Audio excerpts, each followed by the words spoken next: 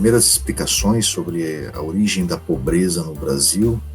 elas partem lá do século XIX e tinham como principal explicação as condicionantes climáticas aqui do continente americano, nessas explicações que favorecia um brasileiro preguiçoso, um brasileiro que tinha um primitismo, né, se comparado com a forma como o europeu entendia, né, a história humana e a civilização naquele período, né? Então isso vai degenerando a imagem do povo nativo que estava e criando um imaginário histórico, né, de que esse brasileiro aqui, de que esse índio, né, depois com os negros africanos e com os mestiços que vão se formando, que esse brasileiro aqui ele era um brasileiro preguiçoso, né, com baixo condição intelectual de sobrevivência, né, e até mesmo com incapacidade mental.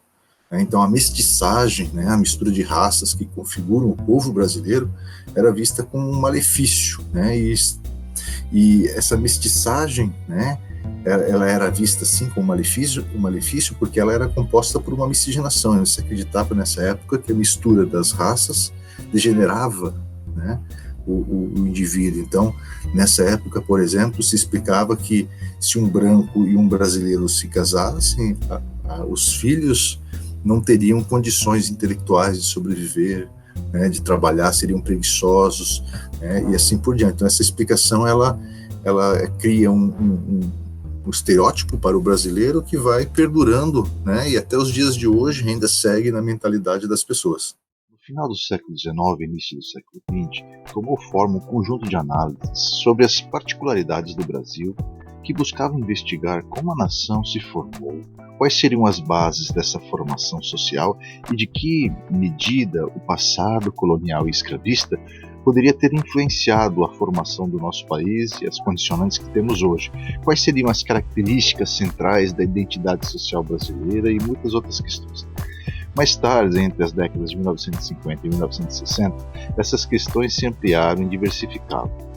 com temas sobre o papel econômico e político do Brasil diante da divisão internacional do trabalho, né, e como se dava a relação de dependência com os países de economias mais avançadas. Nos dias de hoje, uma questão central é como o Brasil reproduz seu passado de desigualdades sociais, seja por consequência da escravidão, seja em razão do papel subalterno diante dos países economicamente mais ricos, como Estados Unidos, Alemanha, França, Inglaterra e mais recentemente a China.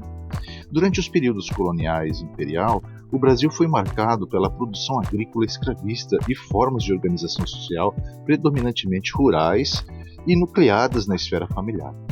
Após a proclamação da República em 1889, o país passou a experimentar o trabalho assalariado e a vida urbana, o que gerou novas contradições e problemas no âmbito da formação social, sobretudo no ambiente universitário que se estruturava. A influência das discussões sociológicas, por vezes trazem uma bagagem aos brasileiros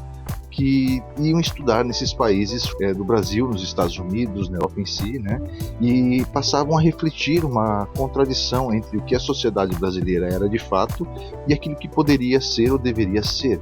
Muitas dessas interpretações viam o Brasil com os olhos de outras sociedades. O resultado foram interpretações que problematizaram as particularidades do Brasil na medida em que contrapunham a outras dinâmicas sociais. Após a proclamação da República, a questão central passou a ser a definição dos aspectos centrais da formação da sociedade brasileira. Assim, a importância do passado colonial esteve presente na maioria dos livros que vão discutir a formação do nosso país.